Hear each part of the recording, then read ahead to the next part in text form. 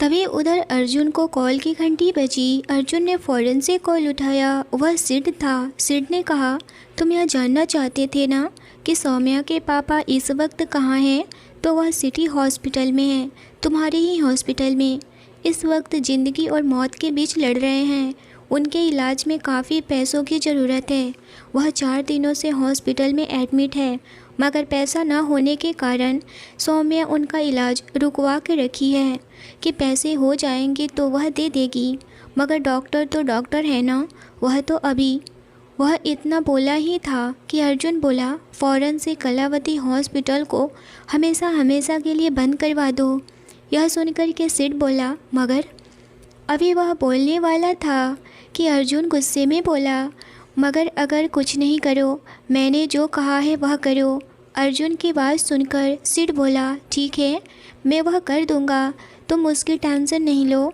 और हाँ, तुम जल्दी से सौम्या को पैसे वह दे दो कि वह जल्दी से अपने पापा का इलाज करवा सके। सिड की बातों को सुनकर अर्जुन बोला, तुम उसकी टेंशन नहीं लो, बिना पैसे के ही उनके इलाज होंगे। तभी सिड बोला, पागल, सौम्या को तुमने 25 करोड़ रुपए देने के जो वादे किए हो उसका क्या? सिड की बातों को सुनकर के अर्जुन दांत पीसते हुए बोला, तुम्हें उससे मतलब नहीं होनी चाहिए, तुम अपना काम करो। इतना कहकर के वह बिना सिड की कोई बात सुने ही फ़ोन कट कर दिया और अर्जुन ने फ़ौरन से हॉस्पिटल कॉल किया। डॉक्टर शर्मा ने फ़ोन उठाया और कहा, कहिए मिस्टर दीक्षित, क्या बात है? अर्जुन ने कहा, 4 दिन पहले किसी लड़की ने अपने पापा को लेकर आई हुई है। उनका सर्जरी कलावती हॉस्पिटल में हो चुका है, मगर वह झूठ का सर्जरी हुआ था। क्या यह आप डिटेल में बता सकते हैं कि यह सब क्या माजरा है? यह सुनते ही डॉक्टर शर्मा बोले, आप कहीं सौम्या की बात तो नहीं कर रहे हैं ना? डॉक्टर के मुँह से सौम्या की बात सुनकर के अर्जुन चौंक गया और कहने लगा, डॉक्टर शर्मा, आप कैसे जानते हैं सौम्या को? डॉक्टर शर्मा बोले, सौम्या बहुत समय पहले से अपने पिताजी का इलाज करवा रही है। मैंने बहुत पहले कहा था कि अपने पिताजी की सर्जरी करवा लो, बट पैसा ना होने के कारण बेचारी वह स्ट्रगल करती रही और वह पता नहीं कहाँ से मुझे पैसे देने के लिए भी तैयार हो गई है। और वह कल तक बोली है कि पैसा जमा हो जाएंगे तो हम उसके पिताजी का सर्जरी कर देंगे। यह सुनकर के अर्जुन बोला, आप अभी इसी वक्त सर्जरी करिए, पैसे की कोई प्रॉब्लम नहीं होनी चाहिए। यह सुनकर के डॉक्टर शर्मा हैरान हो गए और बोले, मिस्टर दीक्षित, आप कैसे जानते हैं सौम्या को? यह बात सुनकर के अर्जुन गुस्से में बोला, डॉक्टर, मैं जितना कहा हूँ उतना ही करिए। मैं कैसे जानता हूँ उसको, यह बात मायने नहीं रखती है। आप बस उसके पिताजी की सर्जरी की तैयारी करिए, पैसे की चिंता बिल्कुल भी नहीं करिए, पैसा आपके अकाउंट में चला जाएगा। इतना कहकर के अर्जुन बिना डॉक्टर की बात सुने ही कॉल कट कर दिया। अर्जुन को फ़ोन कट करने से डॉक्टर शर्मा भी थोड़ा टेंशन में आ गए कि आखिर अर्जुन को क्या हो गया जो इस तरह से गुस्से में फ़ोन कट कर गए। लगता है कि मूड सही नहीं है। मगर सौम्या को उनके बीच क्या बात हो सकती है? सौम्या को अर्जुन कैसे जानते हैं? इन्हीं सब सोचों में डॉक्टर कहने लगे, अब तो मुझे यह सर्जरी करनी होगी और वह भी जल्द से जल्द। डिले तो कुछ भी नहीं कर सकता हूँ क्योंकि यहाँ मिस्टर दीक्षित की बात आ गई है। वह फ़ौरन से अपनी टीम रेडी किया और पवन अग्रवाल के सर्जरी में लग गया। वही उधर सौम्या और रूपाली घर गई। रूपाली कहने लगी, सौम्या, तुम सच सच बताओ, उस इंसान से तुम्हें प्यार हो गया है? उस इंसान से तुम्हें प्यार हो गया है क्या? या फिर उस इंसान को प्यार हो गया है तुमसे? वह इंसान इतना तुम्हारे लिए फ़िक्र क्यों कर रहा है और तुम भी उसे अपनी बातें बताना नहीं चाहती थी? आखिर चक्कर क्या है तुम दोनों का? वह तुम्हारा बॉस है। यह सुनकर के सौम्या बोली, जैसा तुम सोच रही हो रूपाली, वैसा कुछ नहीं है। वह मेरे बॉस नहीं है, बस वह बॉस के साथ कोलैब कर रहे हैं। वह हमारे ऑफिस में जुड़े हुए हैं, डील साइन हुई है, इस वजह से मैं जानती हूँ और वह भी इतना सुनकर कि रूपाली बोली, वैसे तो उस बंदे के साथ परफेक्ट लगती हो, कोई बुरा इंसान नहीं है। देखा तुम जब आ रही थी तो किस तरह से तुम्हारा फिक्र कर रहा था, अच्छे से जाना। इतना सुनकर के सच में सौम्या के गाल पूरे ब्लश करने लगे। वह तेज़ी से अपने कमरे में चली गई। खाना तो पहले खा चुकी थी और अपने अपने कमरे में जाकर सोने की तैयारी करने लगी। तभी सौम्या के फ़ोन की घंटी बजी। वह फ़ौरन से डॉक्टर का कॉल देखकर उठाई और कहने लगी, जी डॉक्टर कहिए, क्या बात है? मेरे पापा ठीक तो है ना? उन्हें कुछ हुआ तो नहीं ना? वह डॉक्टर का कॉल देख कर के पूरी तरह से डर गई थी कि कहीं उसके पापा की तबीयत ख़राब तो नहीं हो गई है। डॉक्टर ने उसे रिलैक्स होने को कहा और आगे बोला, डरने की कोई बात नहीं है, आपके पापा की सर्जरी मैंने कर दी है और वह खतरे से बाहर है। लेकिन तभी सौम्या बोली, लेकिन डॉक्टर आप तो कह रहे थे कि मैं जब तक पैसा जमा नहीं करूँगी तब तक आप मेरे पापा का सर्जरी नहीं करेंगे, मगर मैं तो कोई पैसा जमा ही नहीं की हूँ अभी तक, फिर कैसे? यह सुनकर के डॉक्टर शर्मा बोले, क्योंकि मिस्टर दीक्षित ने कहा था मुझे हार्डली इंस्ट्रक्शन दे कर के कि मैं आपके पिताजी का ऑपरेशन कर दूं। वह पैसा मेरे अकाउंट में आ भी चुका है। यह सुनकर के सौम्या पूरा हैरान हो गई और कहने लगी, डॉक्टर आपको उनसे पैसा नहीं लेना चाहिए था और ना ही उनके कहने पर सर्जरी करनी चाहिए थी। मैंने आपको कही ही थी कि मैं कल आकर के आपके सारे पैसे जमा करूंगी, मगर आप ऐसा क्यों किया? डॉक्टर शर्मा बोले, मिस सौम्या, अगर मैं ऐसा नहीं करता तो मैं अपनी नौकरी से हाथ धो बैठता और मेरे बीवी बच्चे रोड पर आ जाते। मैं यह सब नहीं चाहता क्योंकि यह हॉस्पिटल मिस्टर दीक्षित का है। मैं उनके खिलाफ़ नहीं जा सकता था। आप खुद यह सब कुछ समझ लीजिए। इतना कहकर के डॉक्टर शर्मा फ़ोन कट कर दिए। सौम्या एक पल के लिए यह सब सुनकर के हैरान हो गई कि आखिर अर्जुन सर कैसे कर सकते हैं। वह फ़ौरन से अर्जुन को कॉल की और कहने लगी, आपने किससे पूछ करके मेरे पापा की सर्जरी करवाई है? आप कौन होते हैं मेरे पापा की सर्जरी करवाने वाले, और कौन होते हैं उस डॉक्टर को हाँ कहने वाले? मैं अपने पापा की सर्जरी करवा सकती थी। सौम्या बहुत ज़्यादा गुस्से में थी।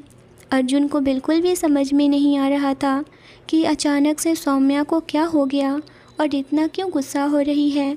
अर्जुन अपने हाथ की मुठिया कस लिया और बोला, तुम जिस तरह से गुस्सा हो रही हो ऐसा कोई बात नहीं है।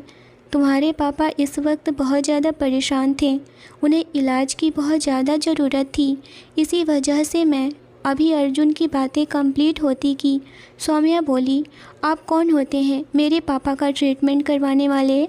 मैं अभी उनकी लड़की जिंदा हूँ। इतना कह कर के सौम्या ने कॉल कट कर दिया। अर्जुन को बहुत गुस्सा आ रहा था, मगर वह फिर अपने गुस्से को शांत करते हुए बोला, सौम्या, मुझे पता है इस वक्त तुम बहुत ज़्यादा परेशान हो क्योंकि अपने पापा को ट्रीटमेंट की वजह से तुमने यह सब कुछ किया है। छोड़ो, कोई नहीं, मैं सब कुछ ठीक कर दूंगा। तुमने बहुत दुख झेले हैं, रात काफ़ी हो चुकी है। सौम्या चाहकर भी इस वक्त हॉस्पिटल नहीं जा सकती थी। रात के 1 बज रहे थे। वह चुपचाप सोने की कोशिश करने लगी। कुछ देर में सो गई। सुबह के 6 बज रहे थे। आज सौम्या को ऑफिस का छुट्टी था, आज संडे जो था, इस वजह से वह फिर भी रेडी हुई। उसे देखकर रूपाली कहने लगी, आज तुम्हारा ऑफिस है, आज तो संडे है ना? सौम्या बोली, मैं ऑफिस नहीं, पापा के पास हॉस्पिटल जा रही हूँ। यह सुनकर के रूपाली बोली, मैं भी चलती हूँ, और वह भी फ़ौरन से रेडी हो गई। दोनों हॉस्पिटल के लिए निकल गई। जब सौम्या ने हॉस्पिटल गई तो उसके जाने से पहले ही वहाँ अर्जुन मौजूद था। सौम्या अर्जुन को देखकर गुस्से में उसके सामने से निकल गई, अपने पापा के पास गई और उसके पापा को होश आ चुका था। वह कहने लगी, पापा आप कैसे हो, ठीक तो हो ना? उसके पापा ने हाँ में सर हिलाए। डॉक्टर शर्मा भी वहीं पर थे। कहने लगे, मुबारक हो बबन जी, आपकी सर्जरी सक्सेसफुल रही। वह तो मैं आज सर्जरी करने वाला था, लेकिन अर्जुन साहब की वजह से मैं कल ही सर्जरी कर दी। अगर शायद आज करता तो बहुत देर हो जाती। बबन जी अर्जुन का नाम सुनकर कहने लगे, यह अर्जुन कौन है? डॉक्टर शर्मा बोले, वह इस हॉस्पिटल के मालिक हैं। इतना सुनकर के बबन जी बोले, जरा उन्हें बुलाइए, मुझे बात करनी है उनसे। डॉक्टर शर्मा यह सुनते ही बाहर चले गए और अर्जुन को बोले, मिस्टर दीक्षित, आपको सौम्या के पापा यानी कि मिस्टर बबन जी बुला रहे हैं। यह सुनकर के अर्जुन कहने लगा, मुझे क्यों बुला रहे हैं, मैं क्या करूँगा? इतना कहकर के वह पॉकेट में हाथ डाला और कमरे में एंटर किया। उसे देखकर बबन जी की पूरी तरह से हैरान हो गए कि इतने बड़े हस्ती ने मेरी हेल्प की। बबन जी अर्जुन को देखकर हाथ जोड़ लिए और कहने लगे, आपने मेरा ट्रीटमेंट करवाया, हम बहुत ज़्यादा ही शुक्रगुजार हैं आपके। आपके पैसे एक एक करके मैं लौटा दूँगा। इतना सुनते ही अर्जुन के चेहरे पर स्माइल आ गई और वह बबन जी के पास आया और उसके हाथों को पकड़ कर के कहने लगा, डोंट वरी, आपको ज़्यादा सोचने की ज़रूरत नहीं है, क्योंकि मेरी वाइफ ही है ना, और इस नाते आप मेरे भी पापा हुए, तो आप बिल्कुल भी पैसे की फ़िक्र ना करें। बबन जी हैरान होते हुए कभी अर्जुन को तो कभी सौम्या को देख रहे थे। सौम्या बिल्कुल हैरान थी कि अर्जुन ऐसे कैसे उसके पापा के सामने इतना बड़ा सच ला सकता है।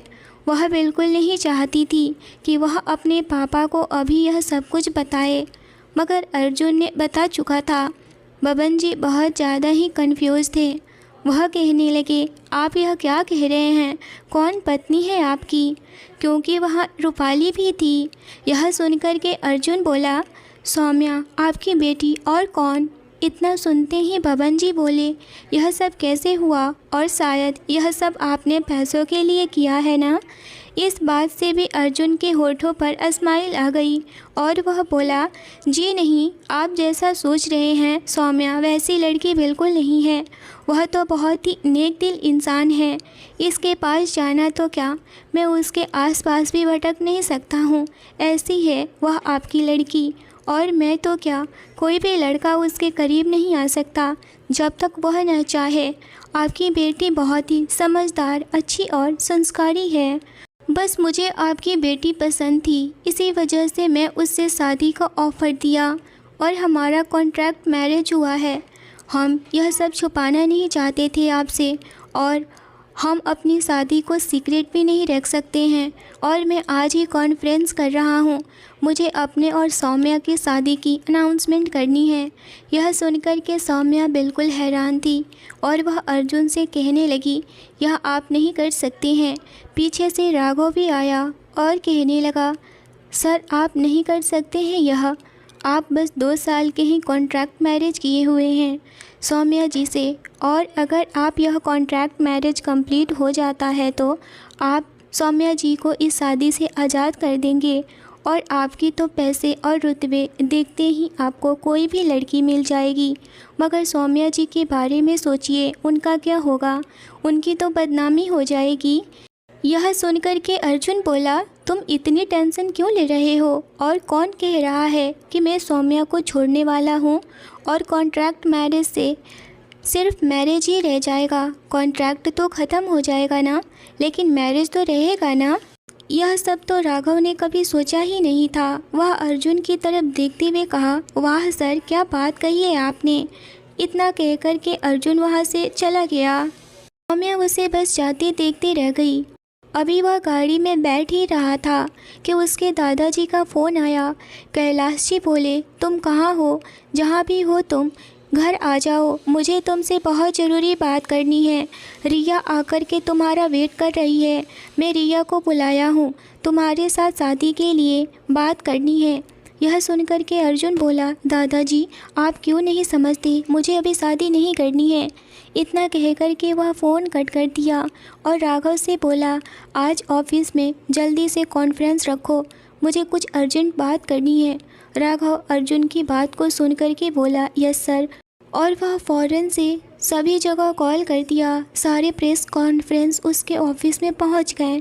उसके कहे मुताबिक राघव सारे कॉन्फ्रेंस रूम में प्रेस को बुला चुका था। सारे मीडिया वाले इस वक्त अर्जुन का ही वेट कर रहे थे और अर्जुन को आते देख करके सबकी बोलती बंद हो गई। अर्जुन बोला, आप लोग आए, मुझे भी बहुत अच्छा लगा। कुछ बात करना है जो मेरे पर्सनल लाइफ से जुड़ा हुआ है। सारे लोगों की इस वक्त टीवी ऑन था, जो कि इस वक्त अर्जुन को ही स्क्रीन पर देख रहे थे। यहाँ तक कि बबन जी भी अपने हॉस्पिटल में अर्जुन का कॉन्फ्रेंस देख रहे थे और कैलाश जी भी। अर्जुन बोलना शुरू किया, मैंने शादी कर लिया है और वह भी 1 हफ्ते पहले ही। और वह भी 1 हफ्ते हो गए हैं मेरी शादी को, और अभी तक किसी को कानो कान खबर नहीं हुई है, क्योंकि मैं नहीं चाहता था। लेकिन अब मैं चाहता हूँ कि सब लोग अब मेरी वाइफ को जाने। मेरी वाइफ का नाम सौंदर्या अग्रवाल है, पर अब से वह सौंदर्या अर्जुन दीक्षित हो गई हैं। यही आप लोगों को बताना था। तभी मीडिया की तरफ से एक लेडी बोली, सर वह इस वक्त कहाँ है? तभी पीछे से आवाज़ आई, मिसेस सौंदर्या यहाँ है। सब लोग पीछे की तरफ देखने लगे। सौंदर्या वहीं खड़ी थी, उसके साथ रूपाली भी थी। कुछ देर पहले राघव ने फ़ोन करने के लिए अर्जुन ने ही बोला था, और यह भी बोला था कि जल्दी से सौम्या को यहाँ आने के लिए बोलो। वहीं सौम्या वहाँ पहुँच चुकी थी। सौम्या धीरे धीरे कदमों से बढ़ते हुए अर्जुन की तरफ बढ़े आ रही थी। अर्जुन सौम्या को एकटक देखे जा रहा था। सौम्या जब अर्जुन के पास आई तो अर्जुन ने अपना हाथ आगे बढ़ाया। सौम्या अर्जुन को हाथ आगे बढ़ाते हुए उसे देखने लगी और वह भी अपना हाथ अर्जुन के हाथों में दे दी। अर्जुन ने सौम्या के हाथों को कस के पकड़ के उसे ऊपर चढ़ाया और सौम्या भी अर्जुन के बराबर में खड़ी हो गई। अर्जुन ने बोला, यह है मेरी वाइफ मिसेस सौंदर्या दीक्षित। सब लोगों ने सौंदर्य और अर्जुन का बहुत सारा तस्वीरें लेने लगे। कुछ और क्वेश्चन भी किए और अर्जुन ने सारे क्वेश्चन का आंसर दिया और धीरे धीरे सारे मीडिया वाले वहाँ से चले गए। वहीं उधर अर्जुन के दादाजी टीवी पर सब कुछ देख रहे थे और वह स्माइल करते हुए बोले, बेटा तुम तो बहुत ही छुपा रुस्तम निकले। वहीं यह सब कुछ कंगना और शांति जी भी देख रही थी। सौम्या को देखकर सब लोग स्माइल करने लगे, क्योंकि सौम्या थी ही बहुत प्यारी। वहीं दूसरी तरफ बबन जी भी सब कुछ देख रहे थे। एक तरफ अपनी बेटी की खुशियों को भी देख रहे थे और दूसरी तरफ अर्जुन के इतने बड़े आदमी होने का भी डर था कि कहीं उनकी बेटी के साथ अर्जुन धोखा ना दे दे। मगर उनका डर बिल्कुल भी गलत था। अर्जुन ऐसा नहीं करने वाला था। अर्जुन कभी भी सौम्या को धोखा नहीं दे सकता था। सबके जाने के बाद सौम्या कहने लगी, यह आपने क्यों किया? अर्जुन बोला, क्यों ना करूं, क्योंकि मुझे सिर्फ तुम्हारे साथ रहना है। तुम मेरी वाइफ हो, मैं तुम्हें स्पेशल फील करवाना चाहता हूँ और यह मेरी मर्जी है। इसमें तुम्हारी मर्जी हो या ना हो, तुम मेरी पत्नी हो और मैं यह हक किसी को भी नहीं दे सकता हूँ, समझी तुम? इतना कहकर के वह राघव की तरफ देखने लगा और राघव बोला, यस सर। वह समझ गया कि अर्जुन क्या कहना चाहता है। राघव रूपाली को बोला, चलिए बाहर चलते हैं, उन्हें कुछ प्राइवेसी चाहिए। रूपाली को भी नहीं पता था कि सौम्या ने अर्जुन के साथ में कॉन्ट्रैक्ट मैरिज किया है। वह भी हैरान थी और सौम्या से बहुत सारा सवाल करने वाली थी, मगर उसे वक्त ही नहीं मिल रहा था।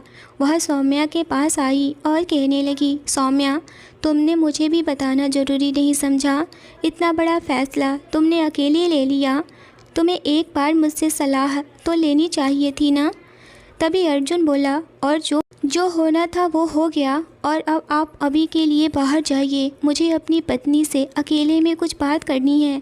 अर्जुन का कड़क आवाज़ सुनकर रूपाली थोड़ी सी सहम गई और वह बाहर चली गई। सबके जाने के बाद अर्जुन ने फ़ौरन से कैबिन का दरवाज़ा लॉक किया और दौड़ते हुए सौम्या के पास आया और बोला, सौम्या तुम समझने की कोशिश क्यों नहीं कर रही हो? मैं उस लड़की से बहुत ज़्यादा ही प्यार करता हूँ, जो कि तुम ही हो। मुझे नहीं पता था सौंदर्य मेरे लिए वह लड़की थी जो मेरी लाइफ में बहुत ज़्यादा ही मैटर करती है। मैं उस लड़की को बहुत जगह ढूंढा, क्योंकि वह बहुत ज़्यादा इनोसेंट और खुददार लड़की है, जो कि मुझे ऐसी लड़कियों की तलाश थी। आजकल की लड़कियां तो सिर्फ पैसे और शक्ल देखकर प्यार करती हैं, मगर वह लड़की ऐसी नहीं थी कि मेरी मदद भी कर गई और उसने कुछ कहा भी नहीं, ना मेरे शक्ल मेरे रुतबे को जानना चाहिए। वह फ़ौरन से हॉस्पिटल पहुंचाकर थैंक यू का भी वेट नहीं की और चली गई। और सौम्या, तुम्हें अच्छे से पता है कि सौंदर्य कितनी अच्छी है, यानी कि तुम ही वह लड़की हो जिसे मुझे तलाश थी। मैं तुम्हारे बिना अधूरा हूँ सौम्या, समझने की कोशिश करो, तुम बहुत मेरे लिए इम्पोर्टेंट हो। इतना सुनकर के सौम्या बोली, कल तक तो ऐसा कुछ भी नहीं था, मगर अचानक से आज हुआ क्या जो इस तरह से बदल गए इतना। सौम्या की बातों को सुनकर अर्जुन बोला, कल तक मुझे नहीं पता था कि सौम्या सौंदर्य दोनों एक ही लड़की है, और मुझे सौंदर्य को भूलना भी था। बट तुम्हें जब से मैं मिला हूँ तब से लेकर अब तक से मैं एक ही वाइब्स फील किया हूँ। तुम बहुत अलग हो सौम्या। अभी बताओ, मैं तुम्हें सौम्या बुलाऊँ या फिर सौंदर्य? सौम्या यह सुनकर कहने लगी, आपने इतना सब कुछ तो कर दिया, मुझे सामने भी ला दिए और मेरा नाम भी सबके सामने बता दिए। अगर किसी को भी मेरा नाम और पता चला और वह लोग फिर से मुझे परेशान किए तो मैं क्या करूँगी? इतना सुनकर अर्जुन सौम्या के हाथों को कस के पकड़ा और अपने करीब खींचा और बोला, वह चाहकर भी तुम्हारे करीब नहीं आ सकते हैं। जब तक मैं ना चाहूँ तब तक से तुम्हें कोई भी टच तो क्या देख भी नहीं सकता। तुम अब से वहाँ नहीं रहोगी, मेरे फार्म हाउस में रहोगी जहाँ की मैं रहता हूँ, और तुम्हें कुछ नहीं होने दूँगा। अब से तुम मेरी रिस्पॉन्सिबिलिटी हो। यह सुनकर के सौम्या की आंखें बड़ी हो गई। वह कभी नहीं सोची थी कि उसकी लाइफ इस तरह से बदल सकता है। अचानक से इतना सब कुछ वह कभी भी एक्सपेक्ट नहीं की थी जो इस वक्त हो रहा है। अर्जुन इतना उसे प्रायोरिटी दे रहा है, उसे बिल्कुल भी अंदाज़ा ही नहीं था कि ऐसा कुछ उसकी लाइफ में भी हो सकता है। उसके मन में भी अंदर से बहुत ज़्यादा ही खुशी हो रही थी कि सच में अर्जुन बहुत अच्छा इंसान है। वह जैसा सोच रही थी वैसा बिल्कुल नहीं है। अभी वह अपनी यादों में खोई हुई थी कि अर्जुन उसे अपने गले लगा लिया और बोला, और जो भी सोचना है सोच लो, अब लाइफ टाइम मेरे साथ ही रहना है। इतना सुनकर सौम्या भी गले लगे हुए स्माइल करने लगी। उसके स्माइल को अर्जुन अच्छे से फील कर रहा था और उसके भी होठों पर हंसी आ गई। कुछ देर के बाद उसने सौम्या को खुद से दूर किया और उसके माथे पर किस किया और बोला, अब चले घर। अभी सौम्या कुछ बोलती की तभी अर्जुन सौम्या का हाथ पकड़ा और उसे अपने कैबिन से बाहर लेकर गया। रूपाली अभी भी वहीं पर थी। उसने जैसे ही सौम्या को बाहर आती देखी, उसने उसके हाथों को पकड़ ली और एक नज़र अर्जुन को देखी, उसके नज़र से खुद को बचाई और सौम्या को एक साइड लेकर गई और कहने लगी, तुम अब बताओ कि मुझे यह सब क्या हो रहा है। अर्जुन भी उसके पास आया और कहने लगा, मुझसे पूछिए, मैं बताता हूँ आपको कि यह सब क्या हो रहा है। चलिए मैं आपको बताता हूँ। सौम्या को मैंने ही कॉन्ट्रैक्ट मैरिज का ऑफ़र दिया था और पैसे का भी। मैं कॉन्ट्रैक्ट मैरिज आपके साथ करूँगा और 25 करोड़ रुपए दूँगा। सौम्या उस वक्त कुछ नहीं बोली, मगर अपने पापा के लिए पैसे की बहुत ज़रूरत थी, इसीलिए उसने कुछ दिन बाद मेरे सामने आकर के वह कॉन्ट्रैक्ट मैरिज करने को एग्री हो गई और हम दोनों मिलकर कॉन्ट्रैक्ट मैरिज कर लिए। लेकिन मुझे नहीं पता था कि सौंदर्य ही सौम्या है। सौंदर्य वह लड़की है मेरी लाइफ में जो कि मेरी जान बचाई है। आज से कुछ महीने पहले से आपको भी पता होगा कि सौंदर्य ने किसी इंसान को बचाया था, वह भी मौत के मुंह से। रूपाली अपने दिमाग पर जोर डालते हुए बोली, हाँ, एक बार सौम्या ने यह बात बताई थी मुझे, लेकिन कौन है क्या है उसके बारे में कुछ भी पता या नहीं, क्योंकि सौम्या को कुछ पता होगा तब तो वह बताएगी। यह बेचारी तो मुझे हॉस्पिटल में एडमिट करके खुद ही वहाँ से चली गई। मैं इस लड़की को बहुत महीनों से ढूंढ रहा हूँ, अब जाकर के 2 दिन पहले पता चला है कि सौंदर्य ही सौम्या है। तब से मैं सोच लिया कि अब मैं इस मैरिज को सबसे छुपा कर नहीं रख सकता हूँ। मुझे घर पर सौम्या को लेकर जाना है दादाजी से मिलवाने के लिए। वह बहुत ज़्यादा गुस्से में होंगे, पता नहीं क्या करेंगे। इतना कहकर के अर्जुन बोला, तो फिर चले वाइफी। सौम्या ने धीरे से हाँ में गर्दन हिलाई तो अर्जुन ने सौम्या का हाथ पकड़े हुए ऑफिस से बाहर लेकर गया। वहीं रूपाली बस उन दोनों के लिए खुश हो रही थी और वह भी अपने घर चली गई। उसे भी कल से रेस्टोरेंट जॉब पर जाना था। क्या अर्जुन के दादाजी और घर वाले सौम्या को अपनाएंगे? आगे क्या होगा सौम्या के साथ? आगे की कहानी जारी रहेगी। स्टोरी अच्छी लगी हो तो लाइक करिए। चैनल पर पहली बार आए हैं तो चैनल को जरूर सब्सक्राइब करिए। मिलते हैं एक इंटरेस्टिंग एपिसोड के साथ। Thanks for watching.